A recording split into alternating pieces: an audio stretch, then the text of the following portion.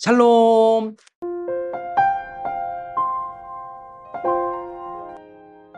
오늘은 명절 마지막 날입니다. 다들 맛있는 음식 많이 드시고 가족들과 즐거운 시간들을 보내고 계시나요? 바라기는 모두 건강하게 명절을 보내셨다가 주일에 함께 모여 기쁜 예배와 교제를 누리시길 소망합니다. 오늘 해피밀 성경 읽기는 창세기 36장에서 40장까지입니다. 하나님의 언약 백성 외에 다른 이들의 족보와 유다와 다말 이야기가 있고 또 본격적인 요셉의 이야기가 시작됩니다. 요셉은 야곱이 가장 사랑한 아내 라헬의 아들로서 모든 아들 중 11번째였습니다. 그가 그를 얼마나 사랑했는지 당시에는 찾아볼 수 없는 옷인 채색 옷을 주었습니다. 그로 인해 형제들이 그를 시기했고 그를 미디안의 손에 팔아넘겨 버렸습니다. 미디안 사람들은 그를 다시 애굽으로 팔아버렸고요. 오늘 본문이 바로 그 시작점입니다. 창세기 39장 1절부터 3절까지 말씀입니다.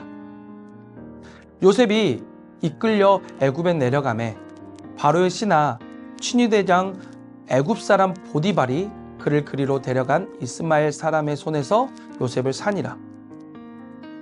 여호와께서 요셉과 함께 하심으로 그가 형통한 자가 되어 그의 주인 애굽 사람의 집에 있으니 그의 주인이 여호와께서 그와 함께 하심을 보며 또 여호와께서 그의 범사에 형통하게 하심을 보았더라.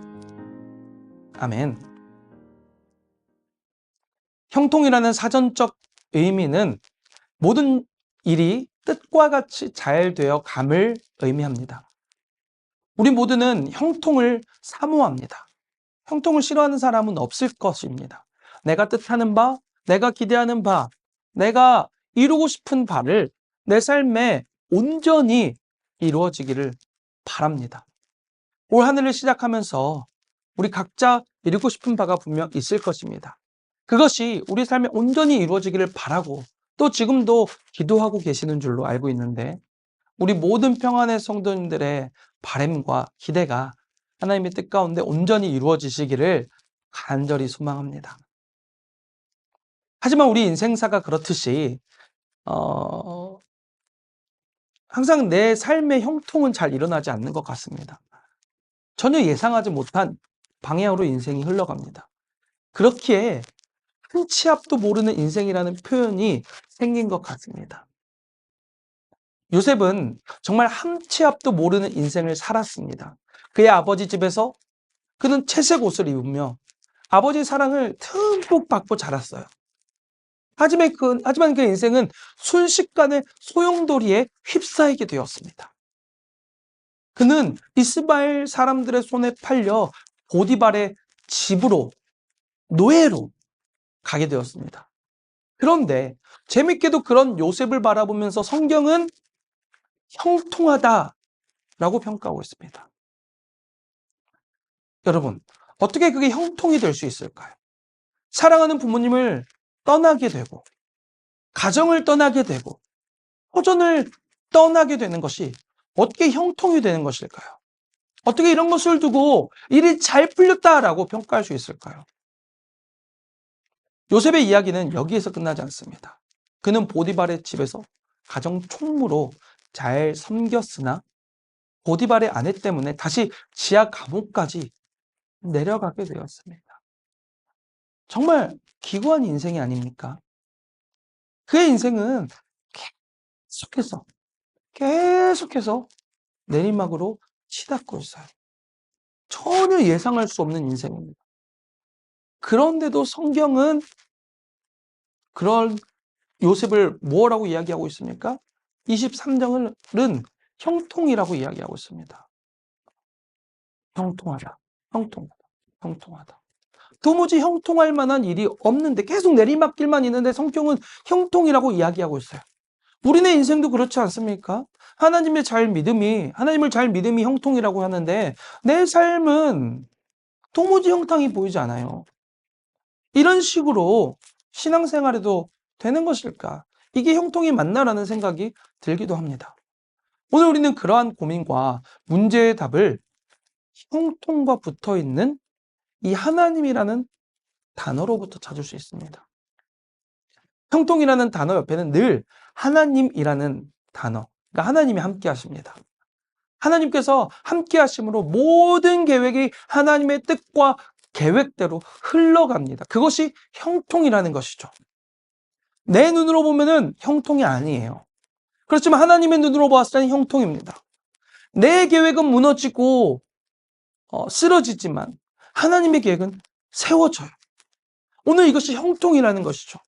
하나님의 크고 깊고 아름답고 완벽한 계획이 우리 삶에 세워지는 것이 형통인 줄 믿습니다. 그것이야말로 내가 잘 되는 일입니다. 비록 우리들의 개인적인 욕심으로는 세운 계획이 잘됨이 형통이라고 이야기는 하겠지만 실제로는 그렇지 않다는 거죠. 오늘 그러한 하나님의 계획의 절정에 누가 계십니까?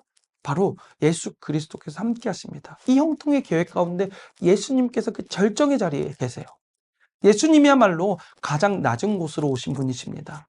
하늘에서 땅으로, 땅에서 죽음으로 내려가신 분이시죠. 그분만큼 불행하신 분이 없으십니다. 그런데 그분께서 하나님의 뜻을 이루셨기 때문에 오늘 우리에게 진정한 형통이 허락된 줄 믿습니다. 오늘 여러분의 인생 가운데 예수님께서 함께 하십니다. 예수님께서 우리와 함께 하시기 때문에 우리의 모든 삶은 의미가 있는 줄 믿습니다. 주님과 동행함으로 오늘 하루 형통하고 의미 있는 하루가 되시기를 소망합니다. 첫 번째 질문입니다. 형통의 의미가 무엇인가요? 두 번째 질문입니다. 나의 삶은 형통한가요?